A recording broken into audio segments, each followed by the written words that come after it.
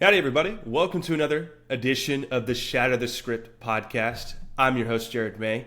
If you're a first-time listener, you can find us at Shatter the Script across all platforms, Instagram and TikTok, or you can search Shatter the Script on Spotify, Apple Podcasts, and YouTube. Or for Twitter inquiries and to see us reply and Shatter the Script on there, you can follow us at STS_pod. We thank you for coming in for another edition of the Shatter the Script podcast. And today we've got, I had to go hometown throwdown here with the Dallas Cowboys. And I said this on my Twitter account that this is going to be the topic of the week. And there really hasn't been other topics that have been as big as this one has become on social media. So let's give an outlet and an outline of what we're going to be talking about for the rest of the episode. So our Shatter the Script subject, like I mentioned, is the Dallas Cowboys, Jerry Jones, Dak Prescott, Tony Romo, going all the way back to the 1990s. And so I'll be attacking that for the majority of the episode. So Cowboys fans and Cowboys haters, buckle your seatbelts, because this is coming from a realistic fan who has suffered under parental abuse being a fan of the Cowboys. And we had some big, AFC trades go down with Devontae Adams to the Jets, Amari Cooper to the Bills. Going to cover a little bit of that for you guys as well. And then a funny one, the Bussin' with the Boys, Will Compton, kind of crapping on literally the Washington Post. So we're going to get all of that in there for the Shatter the Script segment. And then we'll follow that up with our 2020 Vision quarterback analysis of the week. And then I'm going to get into a little bit of college football at the end. I'm not sure if we'll have time for that, but it'll be around. Well, let's get started. First off, happy Saturday. I thought about having a little whiskey bottle right here just to kind of liven up the deal. But, as we get started, I'm going to throw in a nice little 8 milligram mint Lucy because I enjoy nicotine. So let's get started. Okay, where do I begin? The Dallas Cowboys were defeated by the Detroit Lions 47-9 at home. They go to 0-3 at home and a 3-3 record, 3-0 away. And every week you have no idea what kind of football team you're going to get from the Dallas Cowboys. And we've encountered over the past 20 years, two franchise quarterbacks, this charisma from the owner who wants to take over, who stretches himself too thin trying to be everything for the Dallas Cowboys. It ain't the Dallas Cowboys without Jerry Jones, geriatric Jerry, right? So you get these quarterbacks that come in here, unproven, by the way. One's undrafted, one's a fourth rounder who wasn't supposed to start, and their careers look promising based on how they first start out. And then you go down the line, and every Cowboys fan is wondering, we have it. We have all the pieces to the puzzle. We're there in the playoffs. We get to the dance every year. What is the difference of winning and losing those playoff games? Because it's the quarterback. Well, we're paying the highest paid quarterbacks in Romo and Dak, and they just can't seem to win any playoff games. They have the help. They've got the talent, and we can't get anywhere. I mean, why aren't we winning playoff games?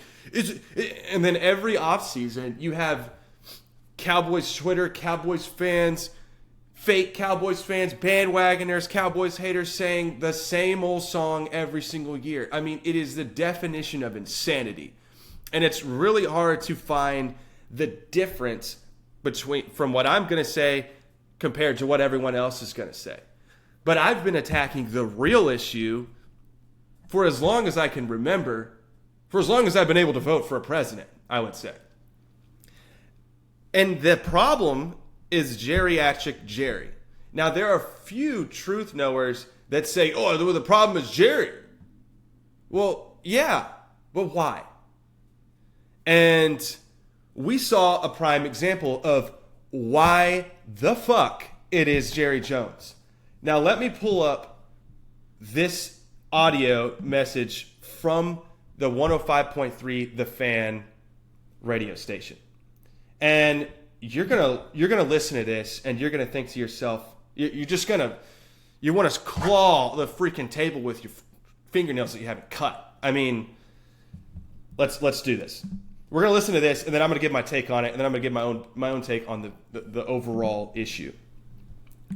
But this is the freaking problem. Let's get started. 1970, a little different from this past off season in building the team we're talking about today, which there was a lot of criticism that you guys didn't add, didn't spend, and don't add, and don't spend, and are not aggressive enough with some of the problems that are still haunting the. Great point, by the way. I'm going to pause the video and go in here. Great point. You're not spending. You're one of the least spent teams in the NFL. You didn't do anything in the offseason besides the addition to Zeke. Asking a direct question to the owner who should accept responsibility, and for some reason, not the coach, right? Because he doesn't make any decisions. It's Jerry. Great question here. Cowboys today that we see play out on the field. That's the point of talking about the offseason. Oh, I remember those criticisms very well. Okay, so what? Or are they playing out to be accurate? What's your point? What's your point? What's your point? What's your point? Jerry, the point is you suck. That's the point. And you should be held accountable. Let's continue. My point is, it seems like point? Listen, let me tell you what I'll do. Let me tell you what I'll do about it. What are you going to do, Jerry? I will let us sit down and look at the decisions we've made over the last several years. Let's read the title here if you're watching. Cowboys owner and general manager, owner, president, and general manager of the Dallas Cowboys. A lot of titles, right? Okay. I'll look at it. Now, if you think I'm interested on a damn phone call with you over a radio and sitting here and throwing all the good out with the dishwater, you have got to be smoking something over there this morning. I'm not. And I really don't. And I don't even want to. Jerry, we're smoking on that truth pack. Our listeners listen to me. To talk about, this is not your job. Your job. The fuck it ain't. Job isn't to let me go over all the reasons that I did something and I'm sorry that I did it. That's not your job. Well, my job is to ask why. Job, or I'll get somebody else to ask these questions, man. Jerry, we're trying to figure out why the team is. I'm not kidding. I'm not kidding. You're not going to figure out what the team is doing right or wrong. If you are, or any 5 or 10 like you, you need to come to this meeting I'm going to today. There are 32 teams here. You're geniuses. Jerry, okay? Y'all really think you're going to sit here with a microphone and tell me all of the things that I've done wrong and without going over the rights? Well, now, listen, we both know we're talking to a lot of great fans and a lot of great listeners.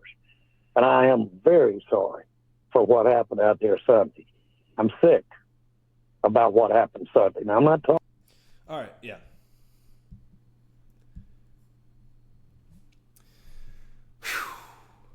Okay. Jerry said all those stuff.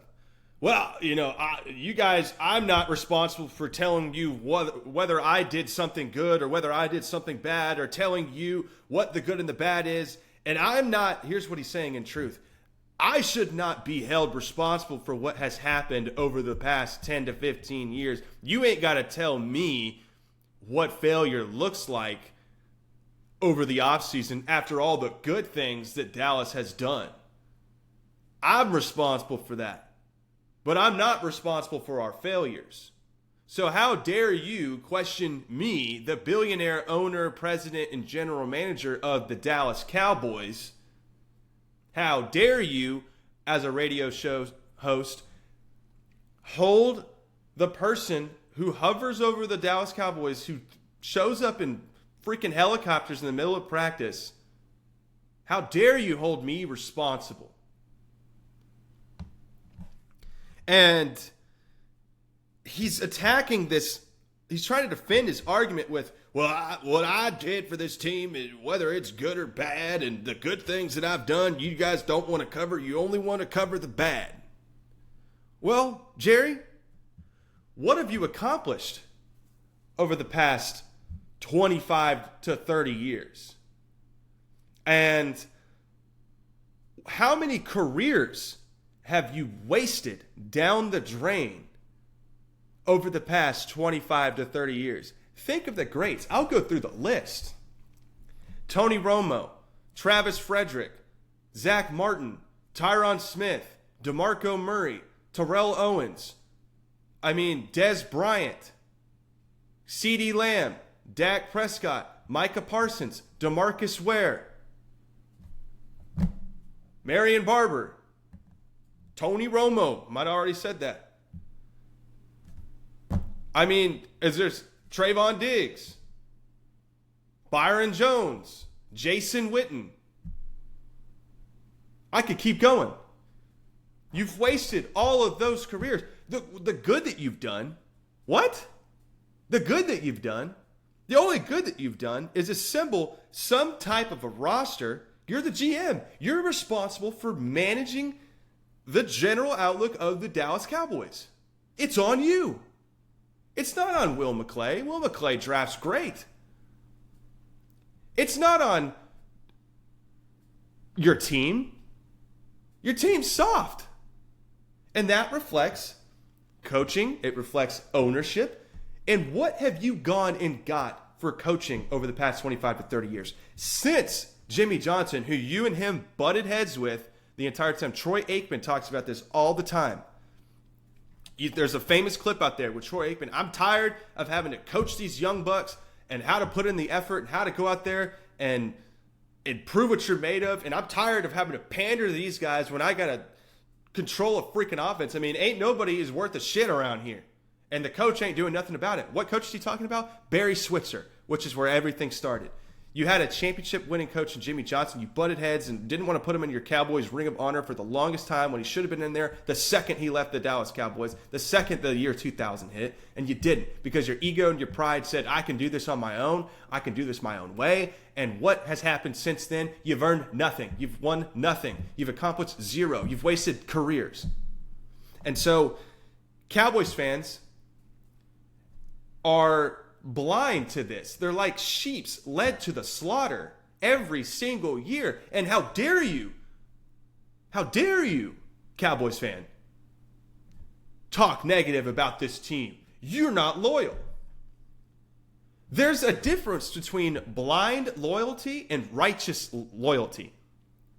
You're loyal to a cause if your vision is clear. You can't be blindly loyal to something that causes you misery every single year. You have to find the truth in the lies. And a lot of people that I've talked to are done. They're done with the Cowboys. Some have jumped ship to other teams, which I get it. That's a little drastic, but there is no end in sight. You're a family-owned, operated organization, and there is no end in sight. You're never going to step down. Once you step down, Stephen Jones steps up. And Stephen Jones is worse than Jerry Jones. And so you've had all these players pour their hearts out for the organization. Oh my gosh, I've always wanted to wear the star on my helmet. I want to earn the star. I want to play at this prestigious field. Oh my God. And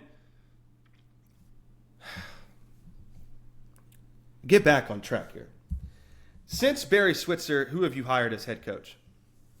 Bill Parcells. I would argue Bill Parcells was probably the best coach that you've hired since then.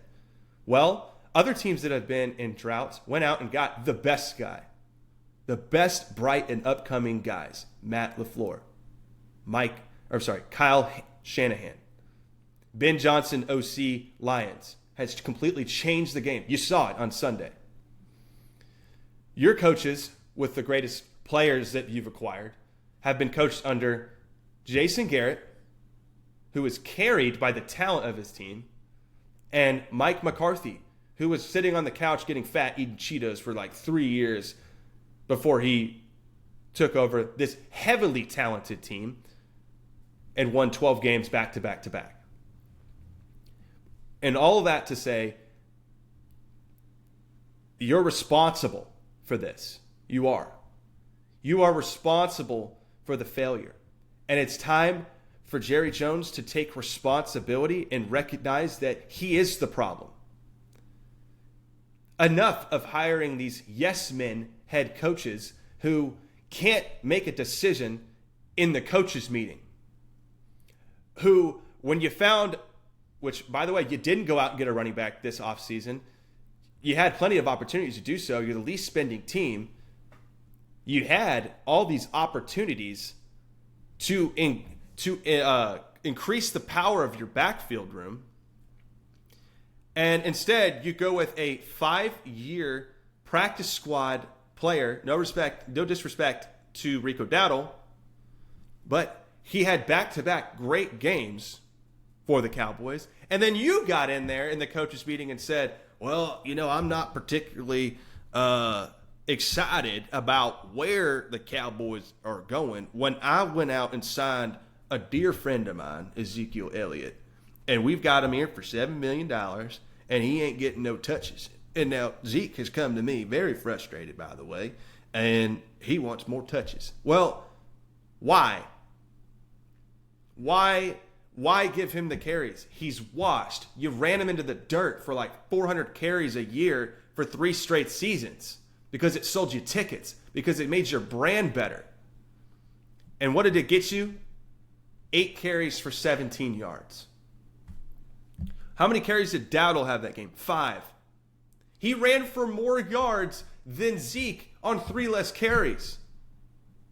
I just can't picture. And then so this goes back to like the 2019 season, where it was the only player that showed up for the Cowboys week after week was the undying, the guy that doesn't give up, no matter how shitty the situation is, who takes all the blame for you at the end of the season every single year from the headlines and from the media, the Shatter the Script statement.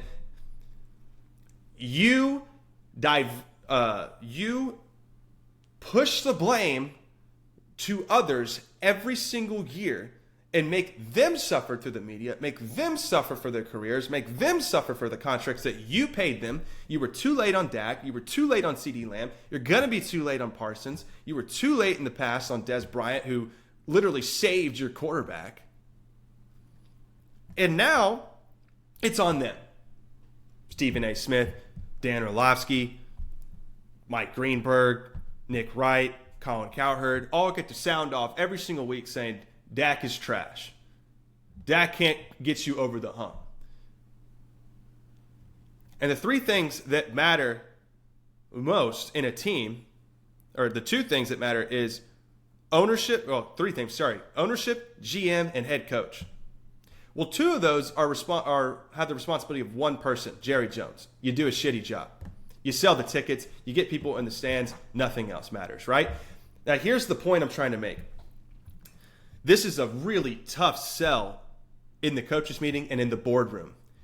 And the question I would pose to Jerry Jones is,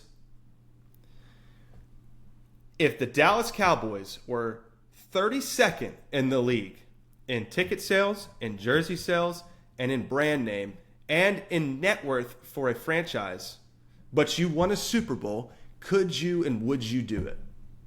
The answer is no. The answer is no. And so the solution for the Cowboys is that there is no end in sight, but the solution for the Cowboys is that Jerry Jones steps down. You get 3 to 5 years of just whatever the fuck football is left, and you start anew. That's the solution. And it's sad to say, but there is no end in sight as long as the Jones are over the Dallas Cowboys. I don't care about ticket sales. I said months ago, if you're a Dallas Cowboys fan, you shouldn't be buying any more jerseys. You shouldn't be buying any more tickets. You shouldn't buy any more season passes. Watch from home. I mean, they've lost me. They've completely lost me. And I'm sick of it. I'm sick of watching Dak walk out there every Sunday and look like absolute dog shit because his defense, you're asking Mike McCarthy and Dak Prescott to do more than they did last year with 1,000% less. Make that make sense. And then you put it on the talent of the team instead of yourself, Jerry Jones.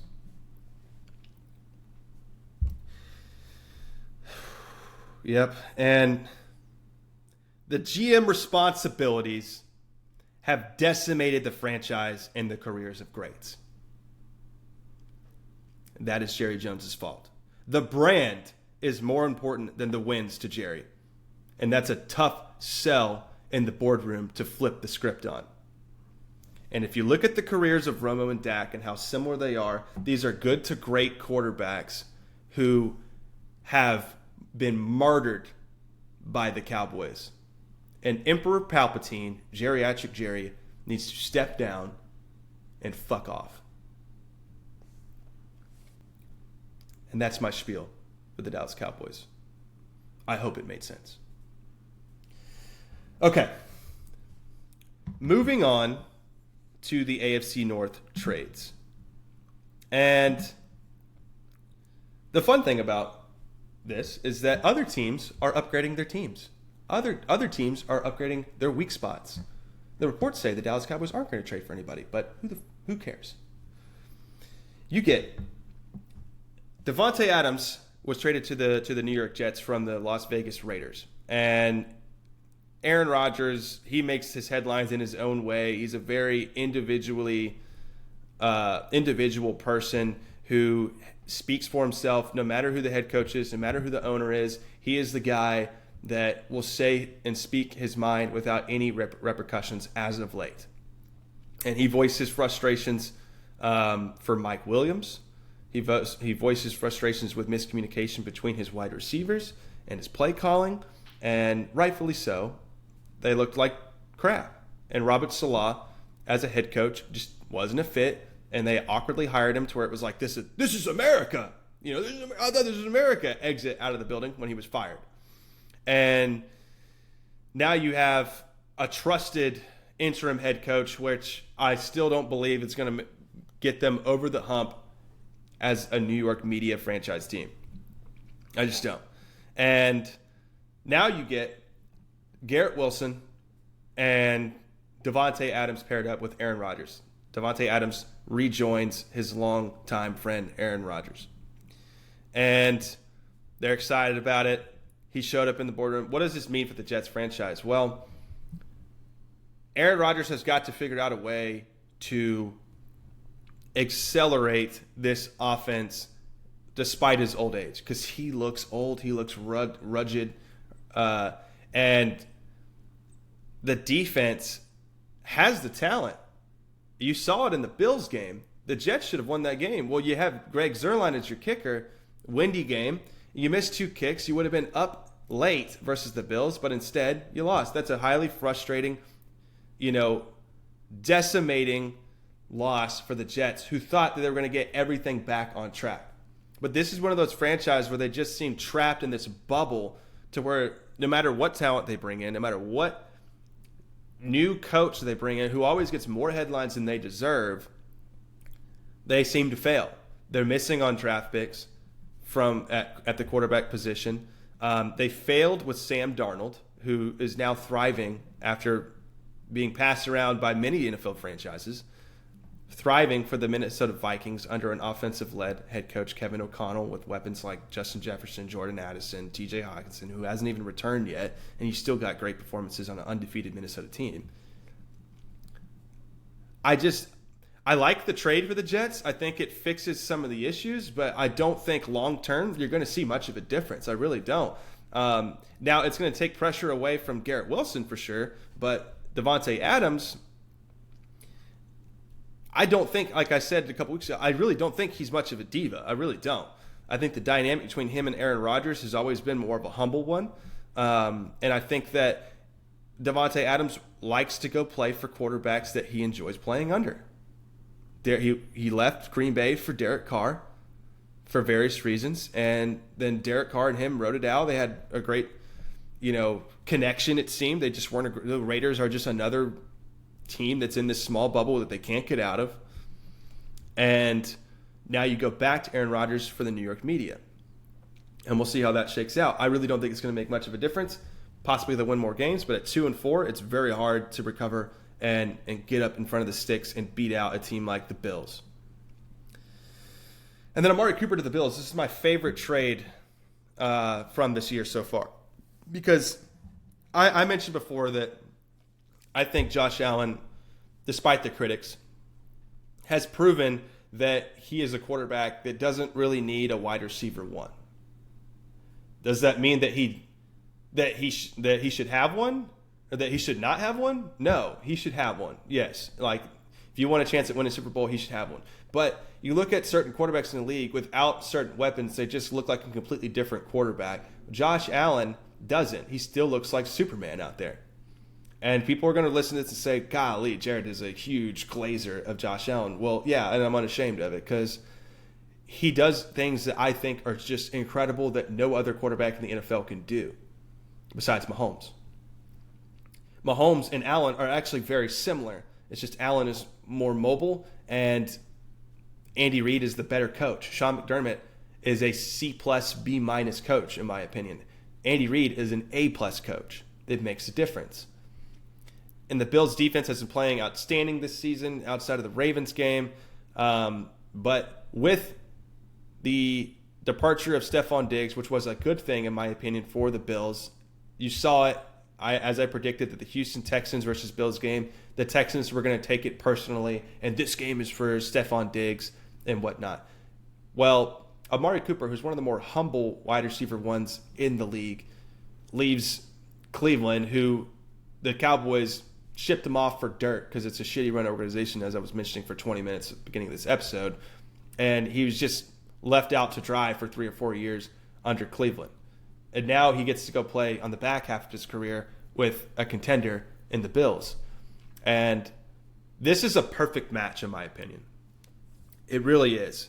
And I'm not trying to I talked about the Jets and I said it doesn't make a huge difference in terms of playoff outlook, in terms of being a contender. I just think I've always been a huge Aaron Rodgers fan. I just think that his time has passed. I think he looks too old. He just doesn't seem to have the zip. Maybe I'll be proven wrong, and I'll be willing to admit if I'm wrong. But Josh Allen is playing the best football of his career, and you get a slot guy in Khalil Shakur, a young deep threat who kind of shows up in moments when you least expect. Keon Coleman, a great dual tight end room, a great running game. You just saw that you have a guy in Ray Davis from Kentucky, who I've been high on praise for, along with James Cook, who's returning this week. And then you have now Amari Cooper leading your room, who's one of the best route runners in the NFL, who I always compared with, ironically, Devontae Adams, with his short route ability, his double move ability, his ability to create space. He's one of those guys you can count on. And he's one of the guys that elevated Dak Prescott's career to make him look like a absolute top 5 quarterback. CeeDee Lamb has been doing the same thing for him. And this elevates this team beyond what many are capable of thinking. I just think that Josh Allen has been missing this threat to where, hey, I can throw it 60 yards down the field accurately, and I need somebody to do that to, somebody that can create that separation and become a threat to the 2 high safeties that we have consistently because there's no threats deep, and a loaded box and whatnot. And Amari Cooper is that perfect guy to where he can hit that sluggo double move, and Josh Allen throws a zipper 30, 40 yards downfield. It creates a massive threat to the defense that makes you respect the deep ball, which opens up the middle of the field for guys like Dalton Kincaid and Dawson Knox, which opens up, once you don't cover Khalil Shakur and he's in there doing his stuff out of the slot 5 to 15 yards down the field, you start creeping yourself in, and then boom, you get a hit for Amari Cooper. This is a great trade from the Buffalo Bills. I like what they're doing over there. They still have some stuff to prove. With Tua coming back from Miami, it could shake things up. But that AFC division is, ripe for the taking for the Buffalo Bills. They clear as day seem like the best team in that division, despite the Devontae Adams trade to the Jets.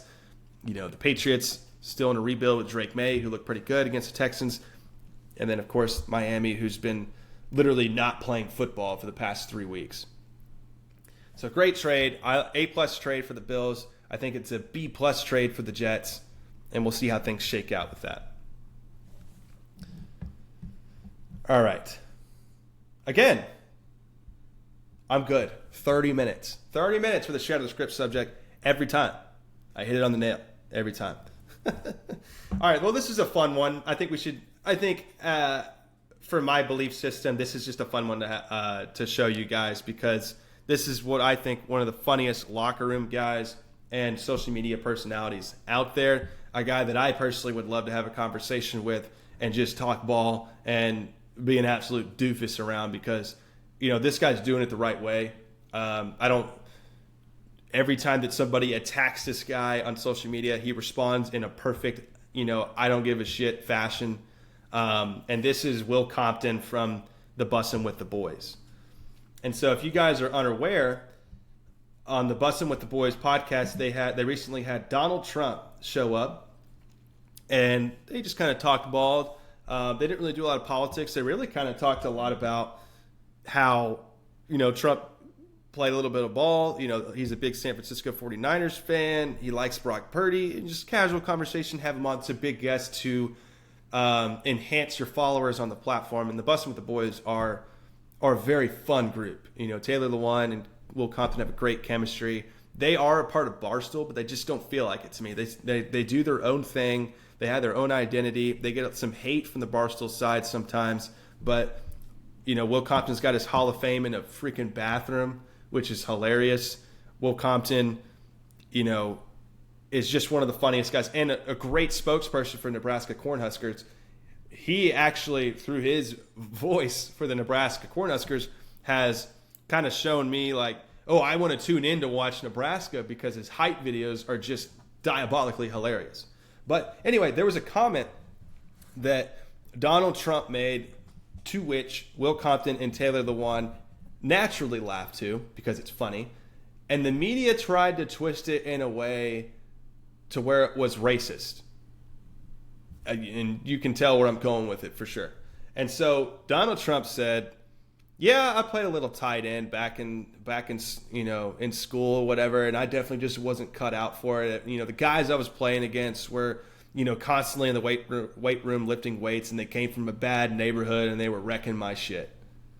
And as Will Compton phrased, he ain't built to handle the A-gap, is what he admitted to us. And so Taylor Lewan and Will Compton laugh at that because it's funny.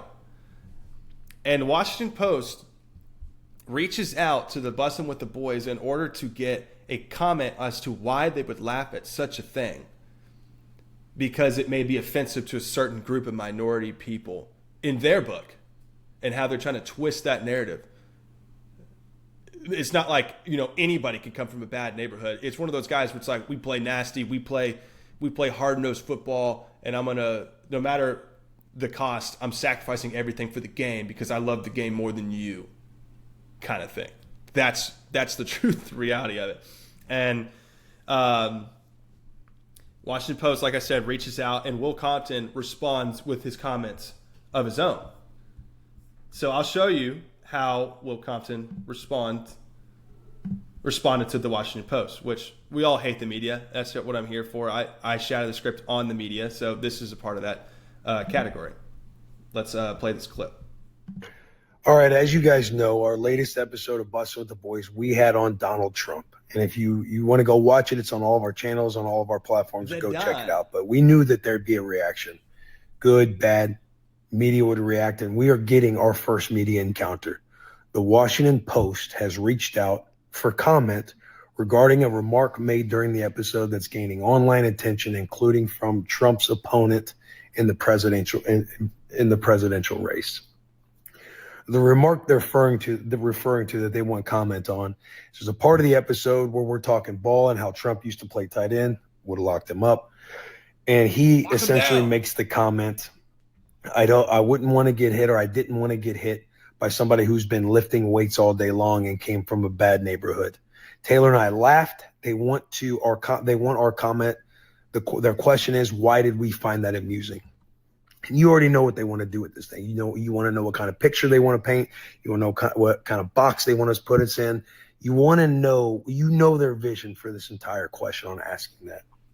And number one, I thought it was funny because Trump is sitting there admitting that he is not built for the A-gap, nor is he a tight end that was built for catching a slant over the middle, only to get his vertebrae, his L4 and L5 compressed by a middle linebacker that probably goes on to play at Nebraska and arguably 10 years in the NFL. But just knowing that the direction they want to go with this thing as they write whatever article that they're trying to write. And they asked if Willard Taylor would provide a comment on why we found that amusing. So I'm thinking to myself, well, I'll publicly tell you guys my comment. So Washington Post, here's my comment about why I thought it was amusing.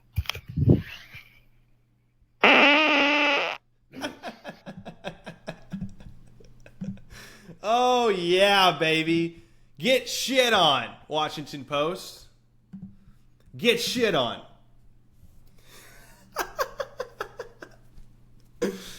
Perfect. I mean, can the boys have a little fun, for God's sake? I mean, can the boys have a little fun? I mean, this is like if I had a guest in the podcast and he said something a little shaky and I laugh at it and they're coming to me, I'm going to tell them the same shit. Give him the middle finger. Like, get out of here. I can do whatever the hell I want. Give me a break. You think I'll give you a damn good article to write about. You want a comment from me? Check this out. Boom. Hey, how's that for a comment? Bitch. Yeah. And I think it's funny, like, in truth, in reality, like, the reason this is important, and you keep seeing this, and I keep telling people, close friends, family, to download X, because it's a platform to where your free speech is actually protected. I mean, if you go on there, it is an onslaught of just chaos infused. I mean, it is, people are saying, different types of words. People are posting different kinds of content, and there's no restrictions on it. If you want to say what you want to say, you can say it, and there's no penalties. And you see young generations around my age and a little bit younger than me gripping this, because it's like, this is what I've been dying to find. It seems like everything that I say has to be put on notice, where I have to walk on thin ice about everything I say. I can't say anything about a woman. I can't say anything about a white person, a black person, a Mexican person. I can't say anything about, a tragic event. Heaven forbid community guidelines take out what I've said about a vaccine or about a politician or about, dog, if Kamala Harris is acting like an idiot and I want to call her an idiot, it doesn't get flagged anymore. If Donald Trump says something stupid and you want your commentary on it, you can say it. And granted, that's been warranted for a while on that side of the aisle, but it's good to see that you're starting to have more social media influencers and characters come out and not give a flying shit what they said or apologize for it. The second you apologize for it, I mean, it's like you give them an inch, they take a mile. And if Will Compton responded with, you know what, yeah, I probably shouldn't have laughed at that, it would have been this full onslaught of, breaking news, Will Compton and Taylor Lewan have accepted their white guilt and are now subject to cancellation. The best way to get views or attention or grow your platform these days is to get canceled. Nowadays, the smart people are like, what can I say to be canceled? Because it gathers the attention for me.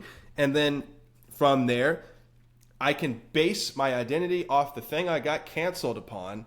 And it doesn't have to be anything drastic. I mean, don't be an idiot, but just don't apologize for what mistakes you make. I mean, yeah, you yourself can self-reflect, but I mean, for goodness sakes, why should you be held accountable from journalists who have a certain agenda? Why does it matter? Why does it matter what word I say? Words don't hurt you. And it's funny, I've been called, many things in my time, and I laugh because it's like, it's funny. Why take it so seriously? It's just a word. They call me an asshole, dick, whatever you want to call me. And I'm just like, throw one back at them. I mean, it's all a game. I mean, you got to know how to play chess, not checkers. And this was a hell of a response from Will Compton. And that's a guy that I would 100% have as a guest on this show and just talk shop about his playing days in Nebraska, where that originates from, from that rural part of the country, what inspires him to be the person that he is and building this platform. And, the moment that before he got to Barcelona, I mean, this guy was like passed around by a couple of football teams and he was beloved at each organization. That means you've got something special in you. So, props off to Will Compton and Taylor Dewan for handling that the way that they should have. And once again, the media has failed to corroborate a certain story and narrative to where, Will Compton, thank you, buddy, you shattered the script. All right, well, let's get into our 2020 Vision quarterback analysis. Now, this one's an interesting one because there probably was more NFL quarterbacks that played better than this quarterback, but this is something that we've been kind of dying to see from this particular quarterback for a while now. And your quarterback of the 2020 Vision this week from this previous NFL week is Caleb Williams. Caleb Williams was 23 of 29, 226 yards, 4 touchdowns, 1 interception, and an extravagant W where the Chicago Bears now move to 4-2 on the year. The NFC North is, by the statistics and the overall standings and from so far this year, is by far the strongest division in football. So you have the Vikings at 5-0. You have right behind them the Lions at either 4-1 or 5-1 with just one loss. Behind them, the Packers at 4-2, and behind them, the Chicago Bears at 4-2.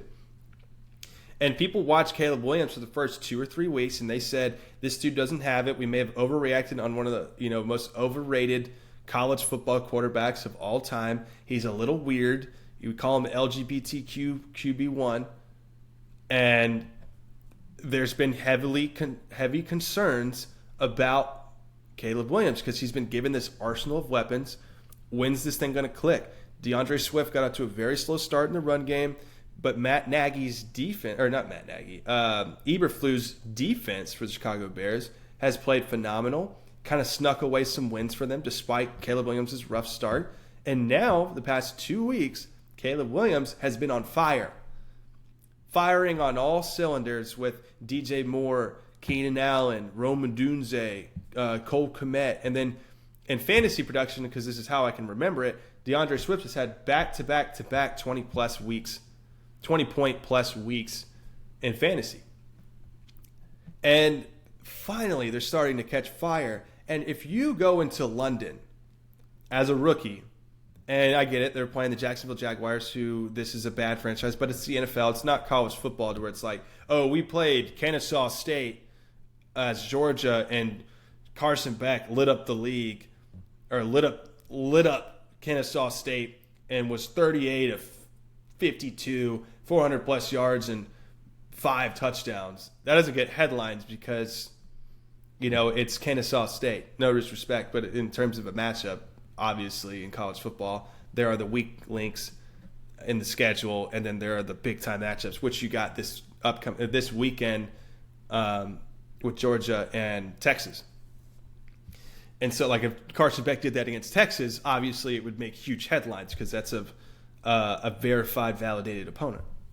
But in the NFL, every team's an NFL team. The Carolina Panthers can beat you. The Jacksonville Jaguars can beat you. These bad franchises, no matter how you come out to play them, they're professionals. They're the best of the best.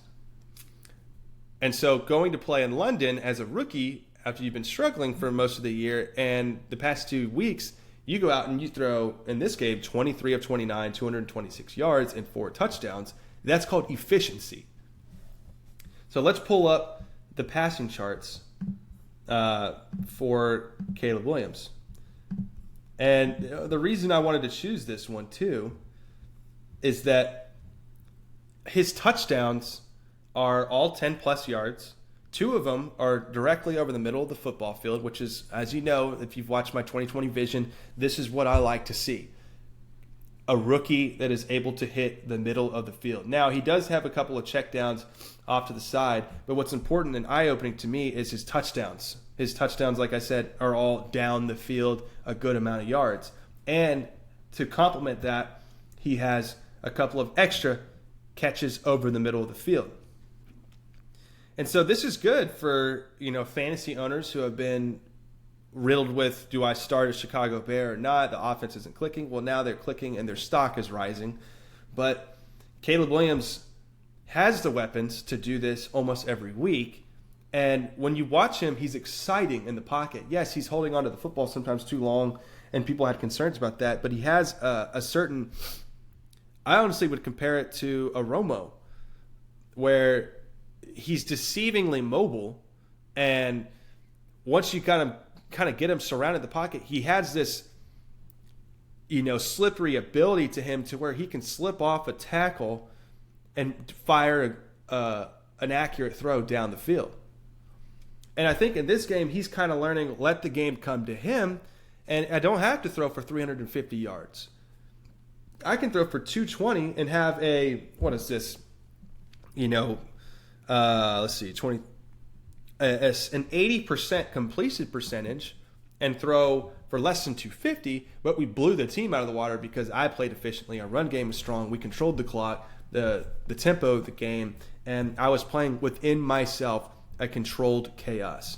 And what happened? You're rewarded with great numbers. And, another positive sign, ironically, he did throw an interception, but that interception was 35 yards downfield. I like that. Take a shot. If you're going to throw a pick, throw it downfield, because then it kind of acts like a punt. So, yeah, shout out to Caleb Williams, man. I mean, what an outstanding performance last 2 weeks. I think that I've had my criticisms of Caleb Williams, but I'm always admitting to where I'm wrong. The trend that he is on as of late will put him in position for Rookie of the Year. Now, the attention is on Jaden Daniels. Some people are putting him the number 1 quarterback in the power rankings, which is just, it's stupid. And if you look at his passing charts, everything is to one side of the field. It's bonkers to me. And it's because he's running this college offense like Cam Taylor-Britt said for the Bengals, the cornerback who made those comments, and then they got shredded by the Commanders. Yeah, it's working for the Commanders, but this is one of those things where eventually you're going to have, the defenses are going to figure this out, and you're going to have to throw it to both sides of the field. I mean, he's literally only throwing it to one side of the field. And, that could be a concern moving forward because you're running these RPOs and throwing it to the right and then rolling out to the right and throwing it to your strong arm side, which, you got to give credit to the offensive play caller and Cliff Kingsbury, who did this a lot probably with Kyler Murray. But yeah, man, I think Jaden Daniels is a pretty good quarterback. He's got to increase his size. He's got to be able to stay healthy and not take some big shots, which was a big concern coming out of college. But he's playing well for the Commanders. But I really think if Caleb Williams keeps this trend up and continues to play within himself with a controlled chaos, that Caleb Williams will, in fact, win the Rookie of the Year as a quarterback for the Bears. So, all right. I think that pretty much wraps it up. So I was going to do my 12th men segment, but I think a lot has to happen this week in order for me to really determine what's happening. So I'm recording this on a Saturday and obviously releasing it Monday or Sunday and Monday. But, as it stands right now, Oregon shut out Purdue 35-0. That's a win that they should have got. BYU remains undefeated and has a last-minute touchdown to Oklahoma State. That's worrisome. Miami and Louisville are currently tied 38-38, so we'll see how that shakes out. Another nail-biting game coming off a bye for Miami Hurricanes, who I already shattered the script on the past 2 weeks. I really hope Louisville wins and proves me right. Nebraska, man, boy, they just got blown out by Indiana. So Indiana might make its way into the 12 men category, who, at the same time, in terms of the SEC, Missouri's losing to Auburn right now. We'll see how that game shakes out late in the fourth. But the 12th men's going to be all over the place next week. I mean, you might have Boise State getting higher in there. A&M's got to do their job versus Mississippi State this week. They might climb their way up a little bit closer to that number 10 spot. Ole Miss is out. LSU, I still don't believe they're a 12 team. We'll see next week when they play A&M at home.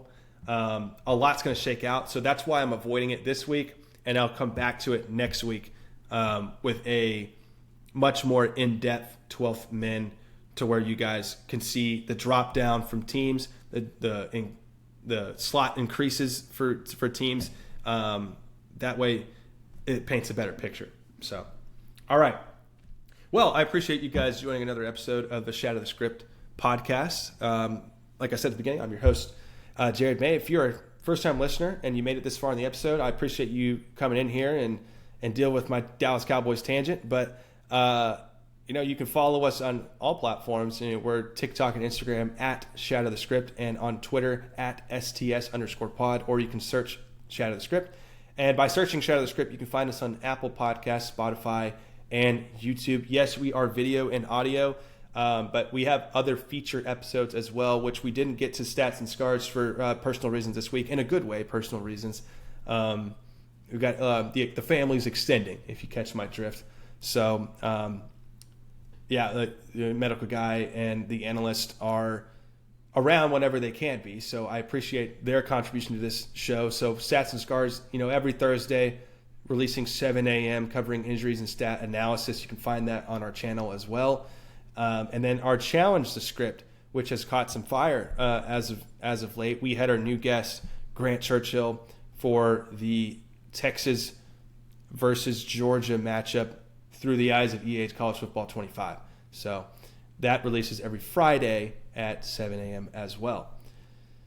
So you can find all our video and video content releasing throughout the week on TikTok and Instagram. Our TikTok is starting to catch a little bit of fire from the college football takes, so I appreciate that. And we'll continue to shatter the script as the year goes on.